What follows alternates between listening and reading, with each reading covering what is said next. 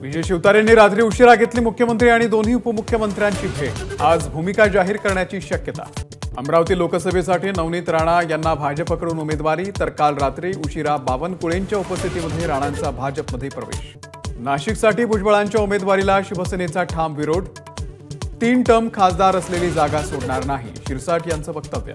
खासदार हेमंत गोडसेंची मुंबईमध्ये श्रीकांत शिंदेंसोबत चर्चा। शिंदे गटाची पहिली यादी आज जाहीर होण्याची शक्यता। नाशिक, यवतमाळ आणि रायगड या मतदारसंघांचा समावेश असणार का, याकडे लक्ष। उदयनराजे भोसले यांचं साताऱ्यामध्ये जंगी स्वागत। भाजपच्या पुढच्या यादीमध्ये नाव असणार, हे जवळपास निश्चित। लोकसभा निवडणुकीच्या दुसऱ्या टप्प्याची अधिसूचना जारी। 4 एप्रिलपर्यंत उमेदवारी अर्ज भरता येणार। अत्यावश्यक सेवेतील डॉक्टर्स आणि नर्सेसचे निवडणूक कामासंदर्भातले आदेश तात्काळ रद्द। एबीपी माझाचा इम्पॅक्ट। महाराष्ट्र एटीएसचे प्रमुख सदानंद दाते यांची एनआयएच्या महासंचालकपदी नियुक्ती।